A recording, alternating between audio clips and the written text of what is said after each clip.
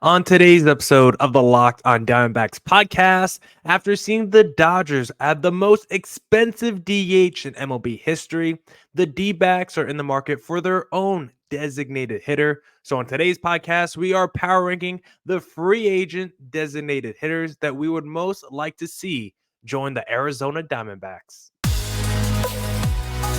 You are Locked on Diamondbacks, your daily Arizona Diamondbacks podcast. Part of the Locked On Podcast Network, your team every day.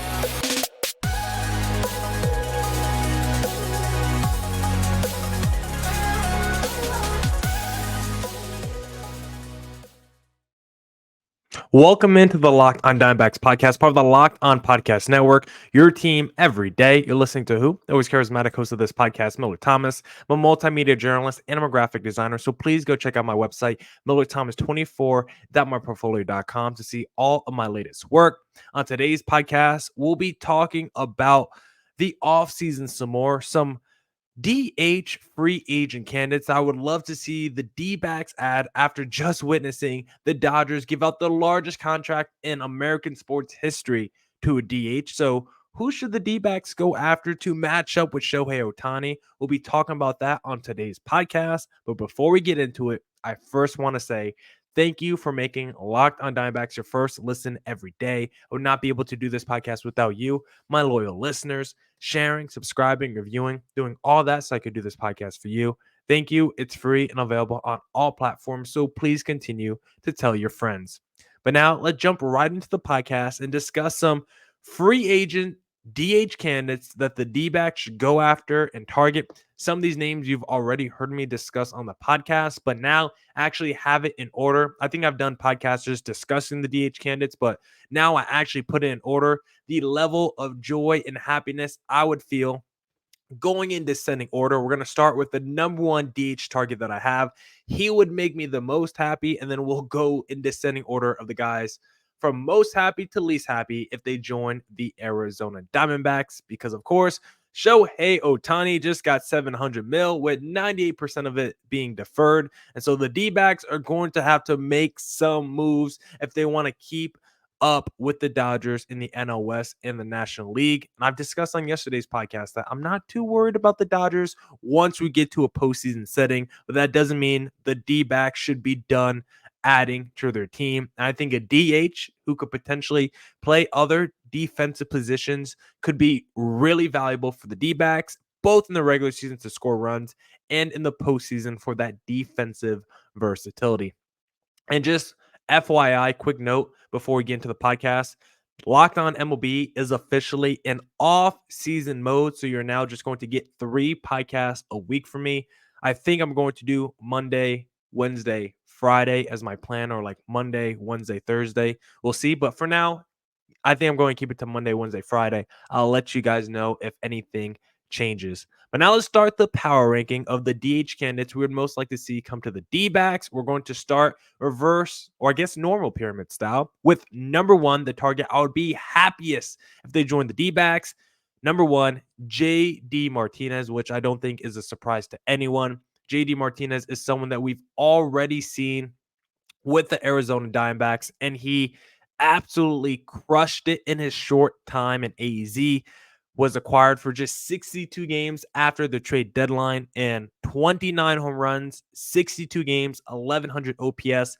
If the D-backs and baseball had a universal DH back in the 2018 offseason, there's not a doubt in my mind that the D-backs probably get to that 5 for like 110, whatever he signed for with the Red Sox, because it honestly wasn't that crazy, the deal that he signed for with the Red Sox. And considering he was like a star player year after year with Boston, one of the best offensive players in the game, 4th in MVP voting that first season with Boston, he would have been a perfect player with the D-backs if they had the universal DH. But now they do, and it's their opportunity to bring JD back in the fold. Just spent a season with the LA Dodgers, so I love that little insider info that he can tell us about the pitching staff, because JD Martinez is one of the most cerebral players in Major League Baseball. Back when I used to watch him with Boston, he would always be in the clubhouse on the iPad with Mookie Betts, talking about the approach you need for the pitchers on the mound, the type of swings that was working for him. Like, he's such such a student of the game. Not to think of the cliche that I want to say. JD's such a student of the game. He's someone that can rub off on these younger players. Like, I would love to see JD Martinez and Corbin Carroll in a room dissecting film and all that. JD Martinez, I think, is someone whose style of play can rub off on the rest of the team. And from a production standpoint, even though he's in his mid 30s, still a baller. His strikeout rate went a little bit up last year and his walk rate went a little bit down, but he still displayed as much power as any season in his career. When you look at the hard contact numbers, he crushes both righties and lefties. This is not someone that has to platoon. It doesn't matter what side of the plate they're pitching to. JD Martinez can crush both righty pitchers and lefty pitchers. And most importantly, as a right-handed bat, with the power standpoint that the Dbacks desperately need, he is also someone that can come through for you in the clutch. A righty power bat that can come through with runners in scoring position. The Dbacks really need that. He would be a perfect middle of the order bat. Slide him into that number 4 right ahead of Christian Walker. Or maybe you drop down, like, if you don't want to do Gabriel Moreno on your number 3 spot again, you could go like Carroll, Marte, JD, Christian Walker, nasty 1 through 4. 325 average, over 1,000 OPS or runners in scoring position. JD Martinez can hit anywhere in the lineup. He's a professional hitter, and he's been one of the best hitters in baseball over the last decade. And a reunion with the D-backs would bring a major, major smile to my face. Number 2, and of course, the D-backs have been heavily linked to JD Martinez. Just want to throw that out there. Number 2 in our power ranking is another guy that D-backs have been linked to, Jorge Soler. He is a pretty good player and has been a pretty good player throughout his career. Not a superstar or anything like that. I think JD Martinez is an offensive superstar. I think the rest of this list has players with high upside as offensive players, or players that can at least be all-stars when they hit their ceiling. But I think JD Martinez, year in, year out, obviously doesn't play the field, but he's maybe the best offensive DH since like a Big Papi, of someone that just bats every single day. I guess Ohtani you could throw in that mix too, considering he doesn't play the field. But dudes in Major League Baseball of the last decade who doesn't play the field, it's like Ortiz, it's like Ohtani, and then it's like JD Martinez. I think JD Martinez is a tier 1 offensive superstar. The rest of the list I don't consider as highly, but a guy like Jorge Soler, very good player throughout his career. All-star this past season in 2023 as he hit 36 home runs with over an 850 OPS.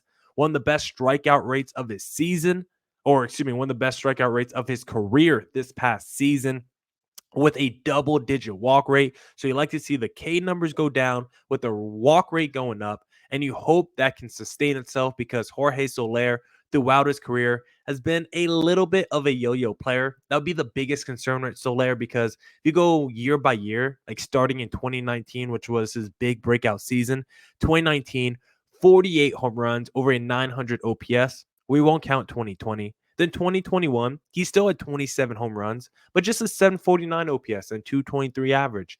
And then 2022, but 2021, I would say, is the yo-yo going up, because 2020, even though it was a COVID shortened season, was a down year for him in terms of power. Power went back up in 2021 with 27 bombs.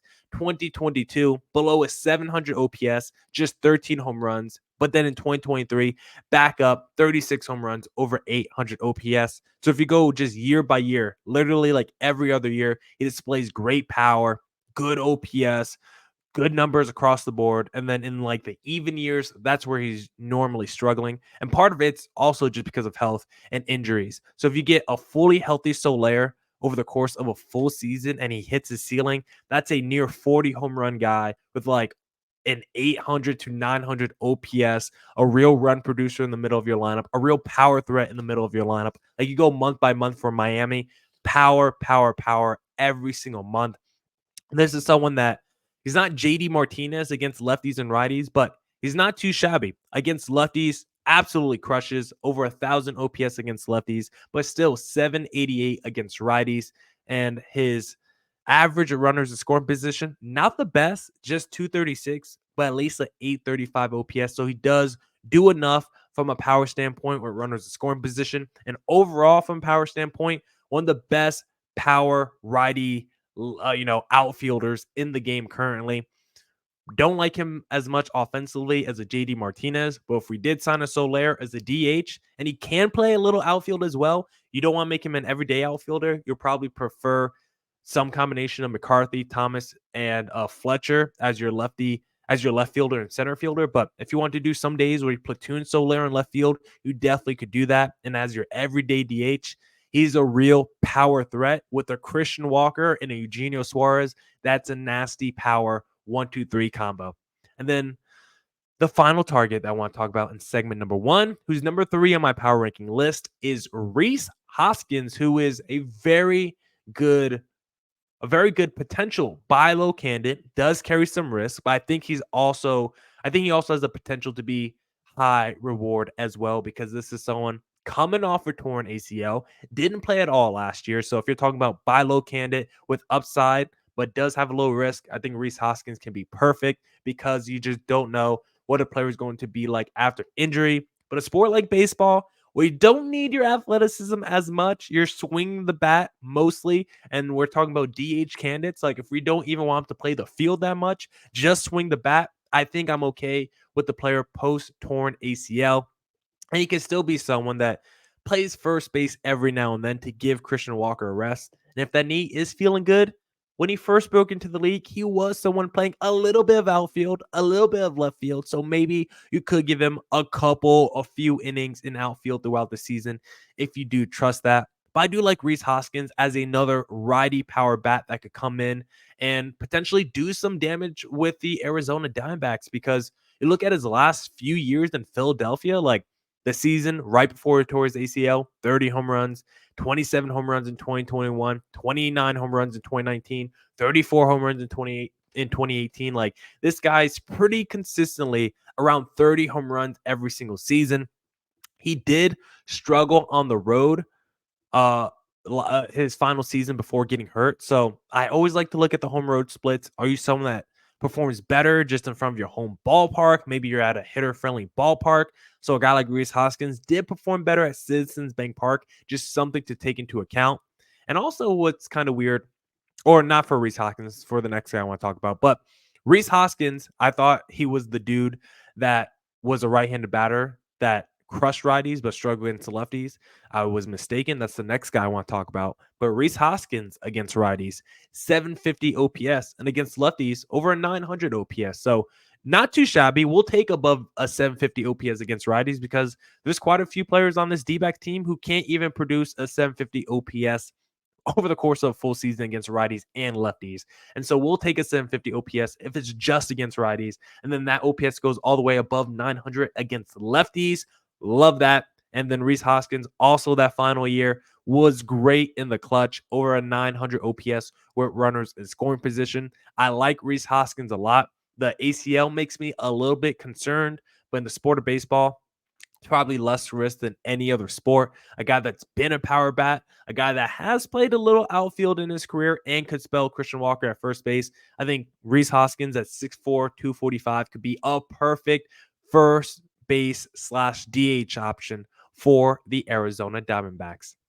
Now, if the D-backs add any of these players and it would solidify their World Series chances in 2024, then why not place a little futures bet on the D-backs winning the World Series next year on FanDuel Sportsbook? Because score early this NFL season with FanDuel, America's #1 sportsbook. Right now, new customers get $150 in bonus bets with any winning $5 moneyline bet. That's $150 if your team wins. If you've been thinking about joining FanDuel, there's no better time to get in on the action. The app is so easy to use. There's a wide range of betting options, including spreads, player props, over-unders, and more. My favorite thing to do on FanDuel is the same game parlay. Whenever the Lakers are playing, I like to take AD over in points, AD over in rebounds, and Lakers money line. And let me say, that bet is a lot better when the Lakers are playing a team below 500. Just keep that in mind. So visit FanDuel.com/lockedon and kick off the NFL season.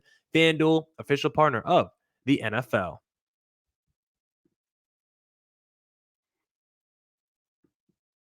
All right. Let's get back into the Locked On Diamondbacks podcast. And if you like the show, please follow me on Twitter at Creator Thomas 24 for my personal account, or look up Locked on Diamondbacks both Twitter and Instagram for the podcast handle.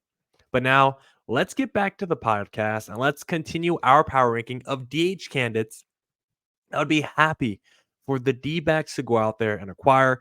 Again, I'm doing this from descending order. I'm starting with number one, the guy that would make me the most happy, and then working my way down. Top three, JD Martinez, Jorge Soler, Rhys Hoskins in that order.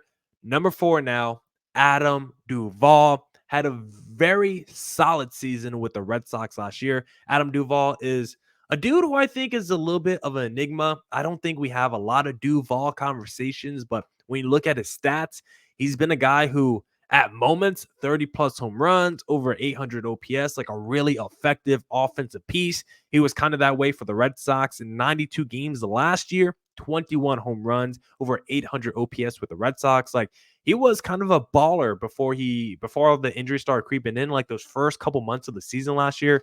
Adam Duvall was a stud for the Boston Red Sox. But there are some major red flags in some of the Duvall stats that you do have to be concerned about. Number one, I am a guy that likes to look at the strikeout rate, and Duvall's a guy who has struck out over 30% of the time the last 3 seasons. He's a little bit feast or famine at times. I don't think he's on the level of a Kyle Schwarber or who's the dude, Joey Gallo or Adam Dunn, because I do think he hits the ball consistently enough.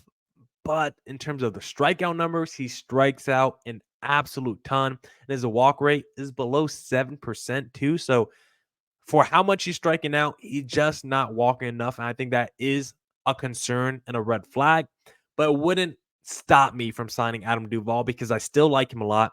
Does better against righties as a right-handed bat, which I thought was a little bit weird. That's why I almost said for Rhys Hoskins, but I was just looking too far ahead in my notes here. Adam Duvall above 850 OPS against righties and still above a 750 OPS against lefties. So as a right-handed bat, it's not like he's bad against the lefties. He just performed better against righties last year. Maybe just a 1 year sample size. Let me see if I could pull up the numbers real quick for Adam Duvall in his career if he performs better against righties or lefties. But for at least 2023 for the Boston Red Sox, Duvall performed better against right-handed at-bats, which is always a little bit weird when you're a right-handed batter. And honestly, when you look at the career numbers for Adam Duvall that I have pulled up right now, 760 OPS against righties, 770 OPS against the lefties. So this is someone that has always been pretty even-keeled against both and coming off a season where he performed better against right-handed pitchers. And then if you do need to be a little bit more concerned with the stats of a Duvall past the strikeout rate, he was a guy that performed better at home last year. And to me, that matters a little bit more when you talk about a right-handed power bat in Fenway Park because of that short green monster. Yes, it's not short in terms of stature, but it's short in terms of distance because that thing is incredibly close. I think I could pepper some doubles off the green monster. 933 OPS at home, 745 OPS on the road. So that would be a little bit of a concern for me if I'm the Arizona Diamondbacks. But I do love the fact that he had an 835 OPS, a runner scoring position, and 989 OPS in high leverage moments. This was a dude who was super clutch last year in the sport of baseball. If the D-backs could get him on a reasonable price tag, I would definitely welcome Adam Duvall, a guy that could play a little outfield and DH as a right-handed power bat to this D-backs lineup. Number 5, another dude that the D-backs have been linked to this offseason, Justin Turner, and another guy with that insider info on the LA Dodgers, which I would absolutely love. Now, Justin Turner does give me a little bit Evan Longoria vibes because Longoria, when he looked at his last couple seasons with the San Francisco Giants, he was still productive, probably not as productive as a Justin Turner, but he still showed pretty positive. We looked at his numbers in terms of pop and power, still pretty positive. But Justin Turner, his numbers are better than where they were with Evan Longoria when he signed with the D-backs. So even though I get similar vibes with Justin Turner, comparing him to Longo, and he is 39 years old, I do think Turner's bat is still on another level than even that of a Longoria. He's coming off the second worst strikeout rate of his career this past season. And even with that being said, second worst strikeout rate of his career in 2023, it was still only 17.6%. I think the best strikeout rate of anyone I'm going to be talking about on today's podcast for his career, it's like 15%. Like Turner is someone that does not strike out with an 8.2% walk rate. I love the fact that he does not strike out a lot and draws a decent amount of walks. He's also someone that is pretty good against both righties and lefties. Like his OPS against righties, not super high, only 766, but does have a 273 average against righties. And his OPS against lefties this past season, 900. So absolutely crushed lefties as a right-handed bat, and also just maintain even keel approach against those righties. Like that's what I really look for when doing some of these evaluations with like the Solairs and the Turners and the Hoskins. Like you don't have to be elite like JD Martinez against both righties and lefties, but you just can't be atrocious. You can't just be bottom of the barrel. And at least the Turners, the Hoskins, the Solairs of the world, they can at least hold their own against the platoon disadvantage, which I absolutely love. And Justin Turner is another one of those guys. And unlike Adam Duvall, home road splits from last year, pretty much identical, pretty much the same. So I wouldn't be concerned at all with a Justin Turner leaving Fenway Park. And then with runners in scoring position, 338 average, 943 OPS. Justin Turner was absolutely clutch for the Boston Red Sox last year, and I would love to see him be clutch for the Arizona Diamondbacks against his former team, the LA Dodgers, in 2024. Then the final guy that I want to discuss in segment number 2 is the Josh Bell, who I think is basically the switch hitting Justin Turner, because when you look at his strikeout rate, his walk rate, and his hard contact stats, they're pretty much all very similar to Justin Turner's career numbers. Josh Bell is someone that does not strike out a ton, draws a decent amount of walks, and can really crush the ball. I love what he did with Miami down the stretch. Really strong second half. Really helped propel that team into the playoff mix. Now, what I don't like from him, nearly a 50% ground ball rate this past year. I think it is 50% for his career. And he's also someone not great against lefties, despite being a switch hitter. Only a 697 OPS against lefties this past year, but did have an 854 OPS against righties. So you do like to see that. I still like the fact that he can't switch hit. So if you need to platoon him with if you want to platoon Christian Walker, sit him down, give him a rest, you can make your lineup a little bit more lefty heavy with Josh Bell at first base. Then maybe you put another lefty like Dominic Fletcher or something in your DH spot. So I love the versatility of the switch hitter in Josh Bell, and I love the way he played in the second half of the season when games mattered. Maybe Josh Bell is just the guy that needs to be in a winning situation and needs to be in a winning environment, because honestly, if you look at his career, the years when Josh Bell is on a team that sucks, his numbers are down. The years when Josh Bell's on a team that's fighting for something, his numbers seem to be better. So as long as the Dbacks are winning, and I think they should be in 2024, I would expect Josh Bell to put up some pretty productive numbers for the Arizona Diamondbacks. Now, I got 3 more guys I want to discuss to wrap up this podcast of discussing the most enticing DH candidates that I want to see the D-backs add. But before we get there, I first have to tell you guys that Locked On has launched the first ever national sports 24/7 streaming channel on YouTube. Locked On Sports Today is here for you 24/7, covering the top sports stories of the day with local experts of Locked On, plus our national shows covering every league. Go to Locked On Sports Today on YouTube and subscribe to the first ever national sports 24/7 streaming channel.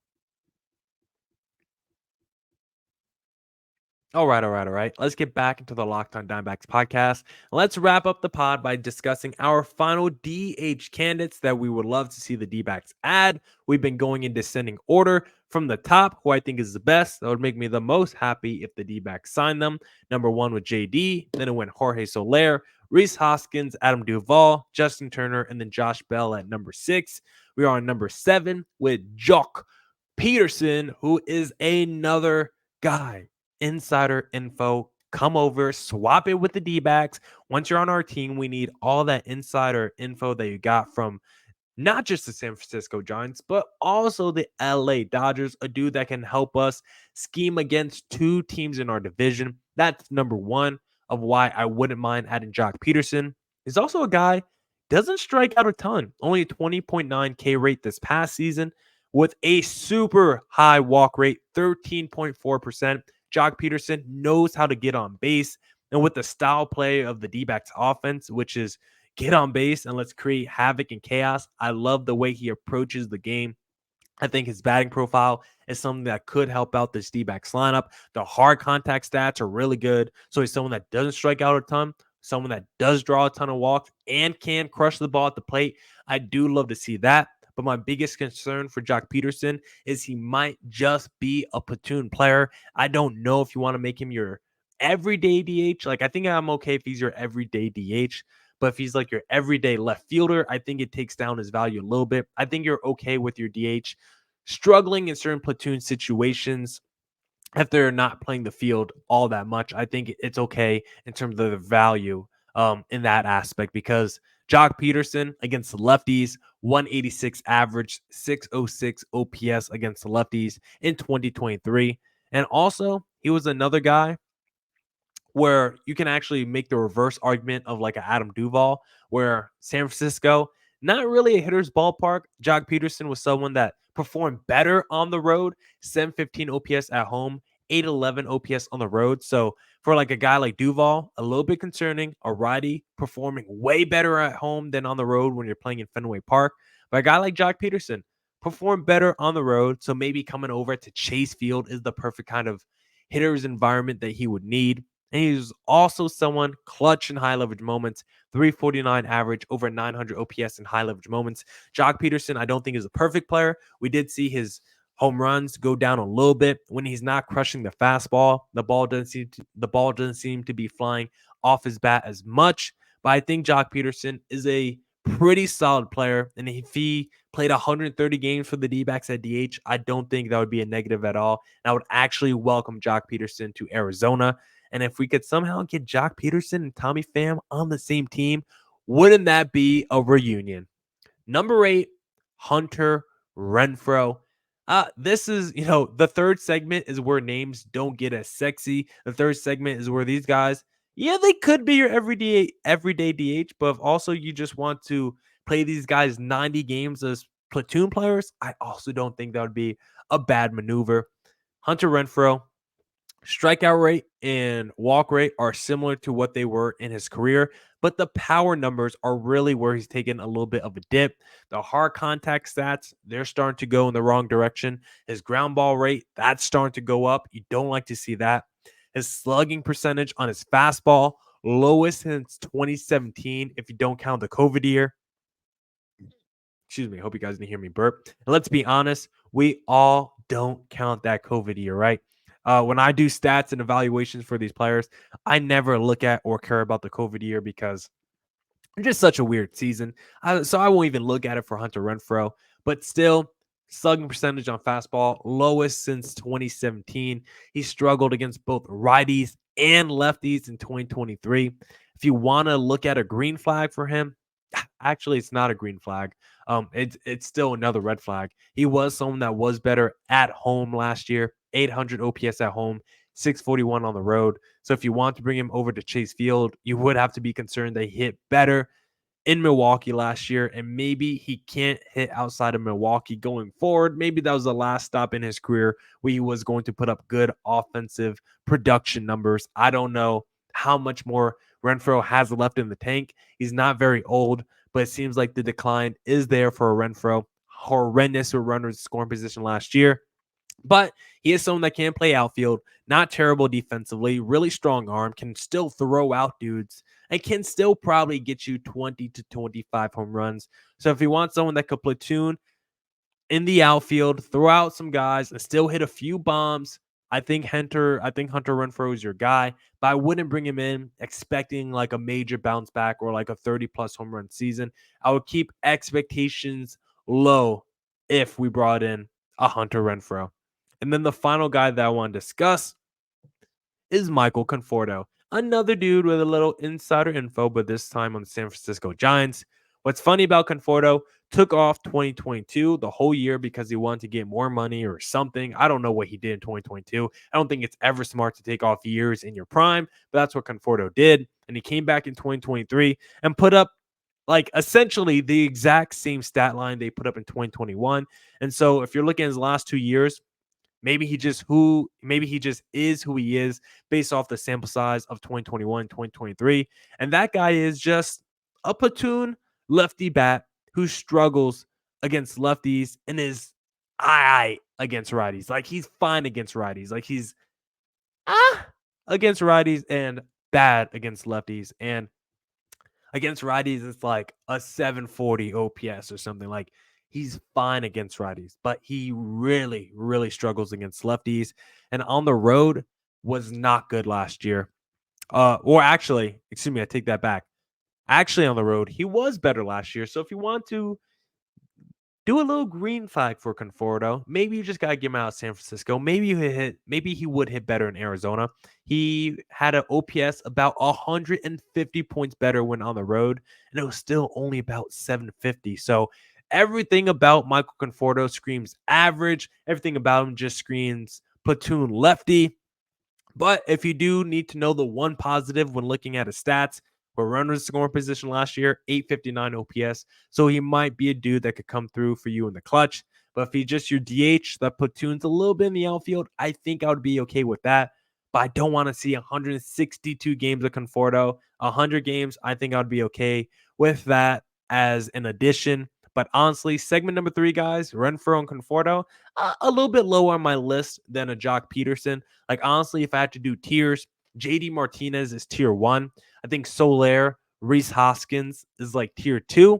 I think Duvall, Justin Turner is tier 3. I think Bell, Jock Peterson is tier 4. And then I think Hunter Renfroe, Michael Conforto is tier 5, at least in terms of how I view these players. But of course, if you disagree with me, just go follow me on Twitter and respond to @CreatorThomas24 or look up Locked On Diamondbacks both Twitter and Instagram, or just go into the comment section on YouTube, Locked On Diamondbacks, and you can rip me there. That's it for this edition of the Locked On Diamondbacks podcast. Come back Friday, I think, for more Diamondbacks news coverage and insight. And as always, stay safe, stay healthy. Doses.